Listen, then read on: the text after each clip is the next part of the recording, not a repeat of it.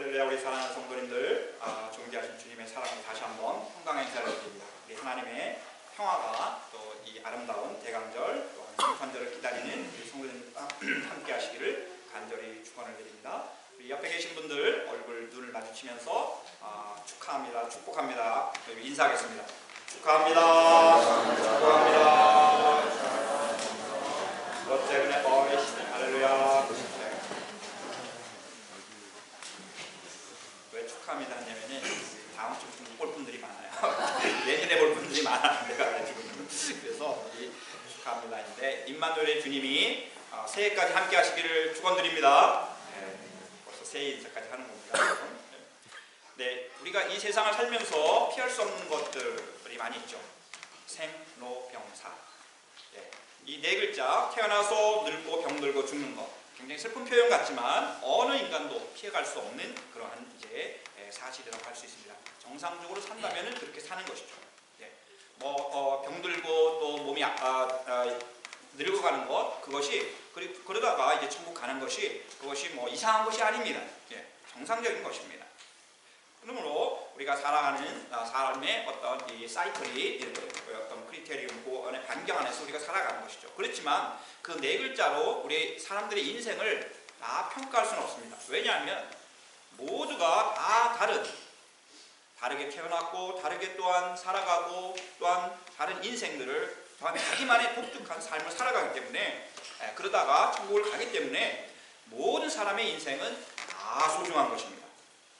비교할 수 없는 절대적인 가치를 갖는 것입니다. 그러므로 어떤 사람의 인생에 대해서 이렇다 저렇다 판단할 수 없는 것이고 늘 겸손하게 서로를 존중해 주면서 우리의 삶을 살아가야 하는 것입니다. 이 생로병사란 그러한 것을 우리가 피해갈 수 없듯이 또 우리 인생을 살다 보면 우리는 누군가 먼저 간 길, 그 길을 또한 피할 수 없이 따라가야 되는 것입니다. 그 길을 가야 하는 것입니다. 여러분들 오늘 자기가 독특하게 길을 창조해 가지고 오신 분 계십니까?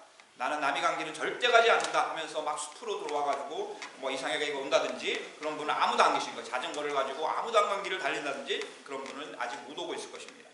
우리는 누가 먼저 간 길을 가기 때문에 이렇게 편하게 올 수 있고 또한 가장 좋은 길을 늘 찾게 되는 것입니다.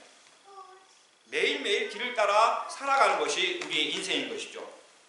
자동차 길을 또한 달려가서 이렇게 오듯이 또한 비행기, 하늘에는 길이 없을 것 같은데 비행기가 하늘의 길을 가는 것이지 자기 멋대로 이제 길을 가지 않습니다. 날아다니지 않습니다. 바다 위에도 길이 없을 것 같죠? 아무도 없는 것 같이 보입니다. 그러나 바다 위를 떠다니는 배들도 다 항로가 있어서 그 길을 다니는 것입니다. 만약 바다에 다니는 배들이 그 길로 가지 아니하면 그 배는 지금도 바다 위에 어딘가에서 떠돌고 있을 것입니다. 제자리를 불고 있을 것입니다.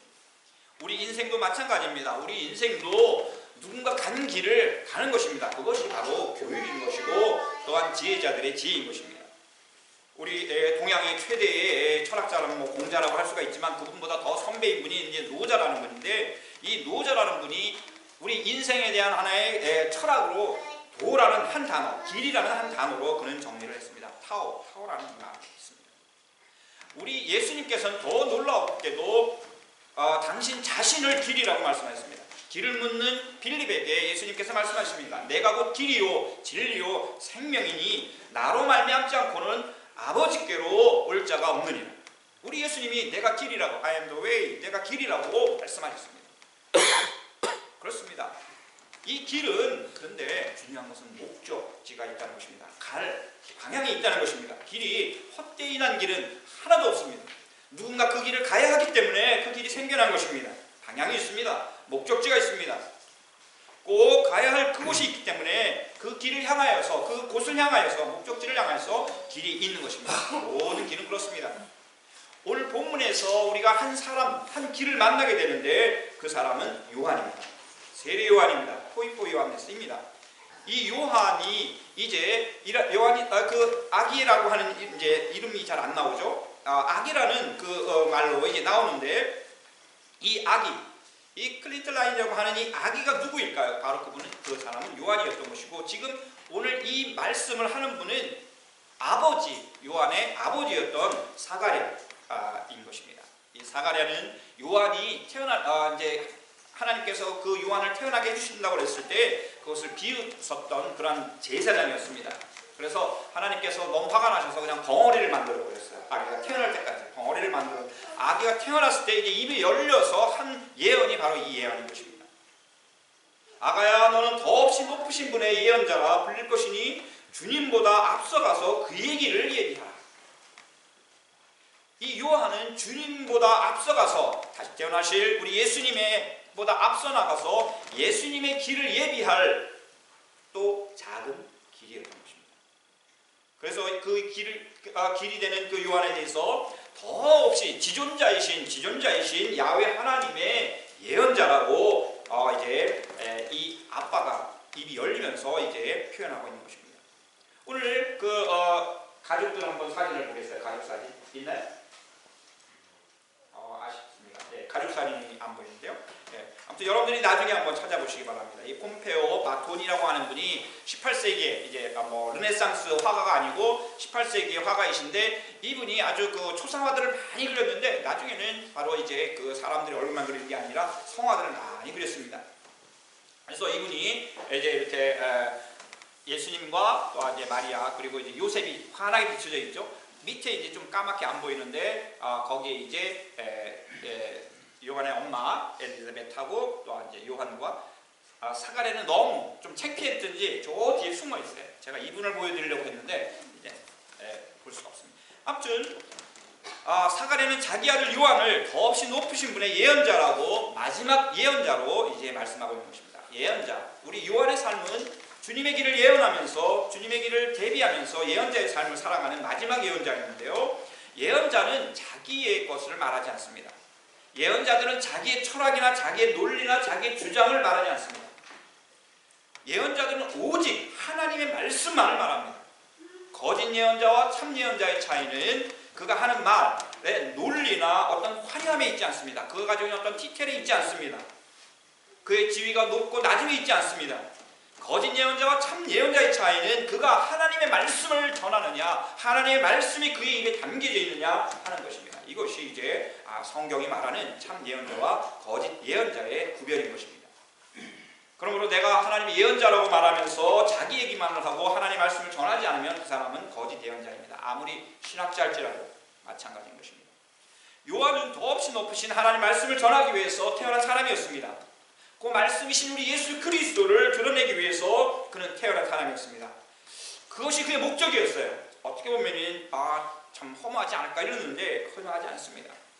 왜냐하면 요한은 정말 시대와 세상을 바꾸는 사람, 위대한 프론티어였고 개척자였고 엄격한 은혜의 종교개혁자였습니다. 왜냐하면 그는 유대교에 매여 있던 그 사람들, 그 유대교가 가르치고 있는 손가락 가르치고 있는 그 달, 바로 예수 그리스도를 그는 준비하고 그분의 오심의 길을 직접적으로 준비한 사람이었고 그분이 오시는 길을 예비하는 것이 그의 목적이었기 때문에 그렇습니다. 그는 길을 만드는 사람이었습니다.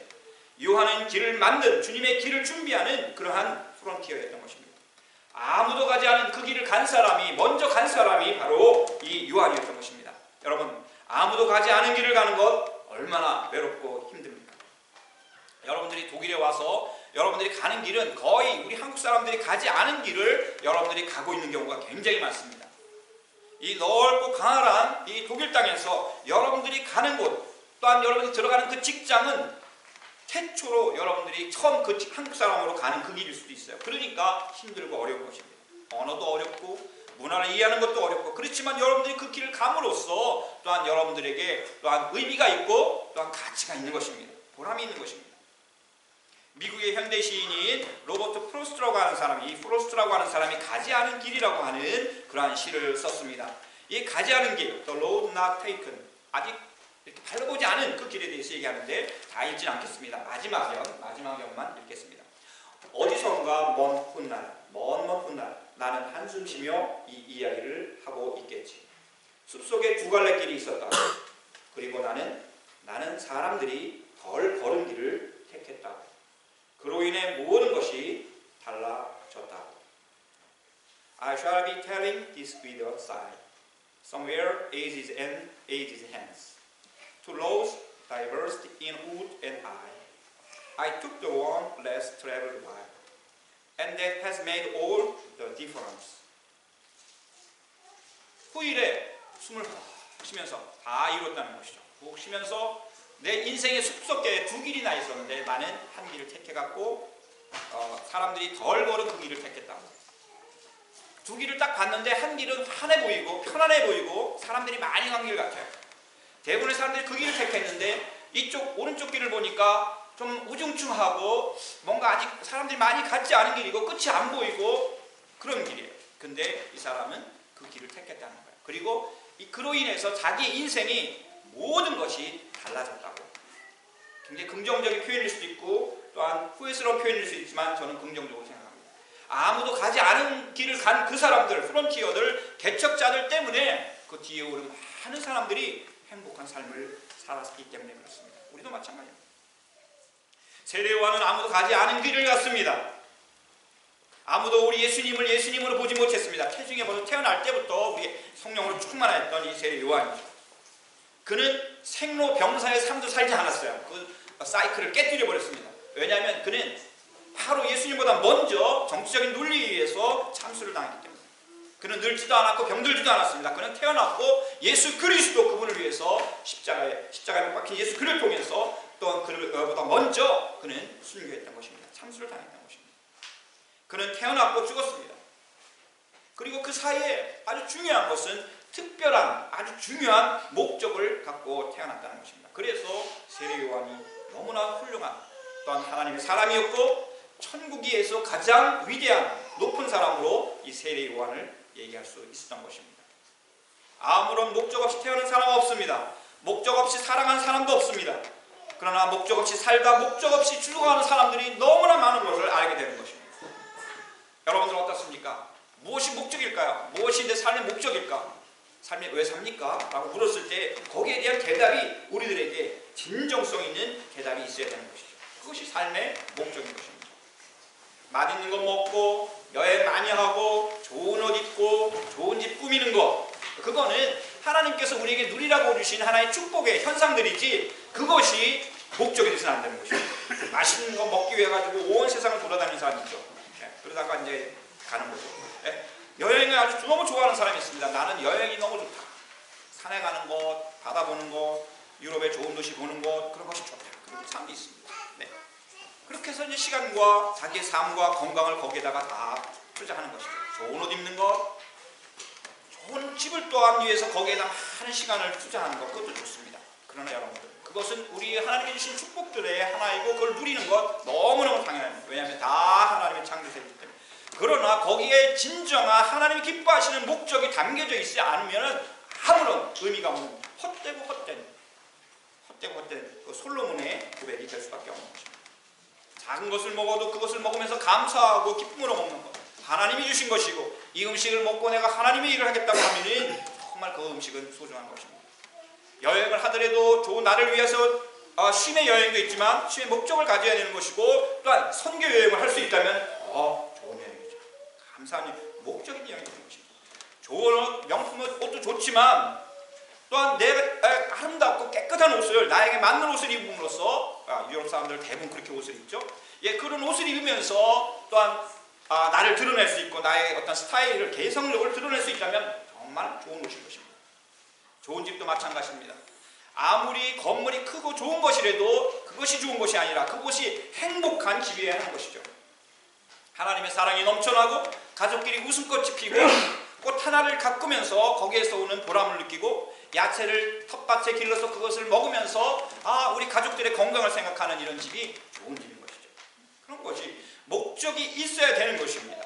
우리의 의식주, 그것이 우리의 목적은 아닌 것이죠. 요한은 참다운 하나님의 사람으로서 하나님 기뻐하시는 그 의미를 살아갔던 사람입니다.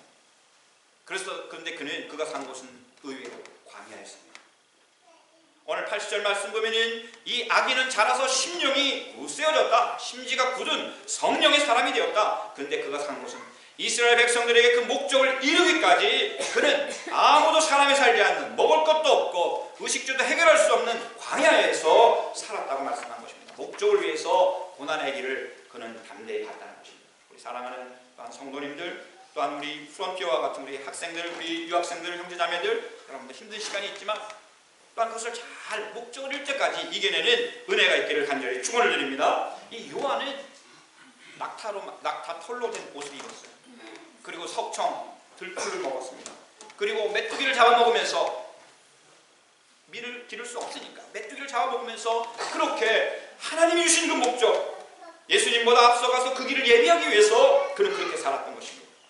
지금 우리가 살아가는 모든 것들은 바로 거기에 초점이 있어야 되는 것입니다. 오직 예수, 그분께 초점이 있어야 하는 것입니다.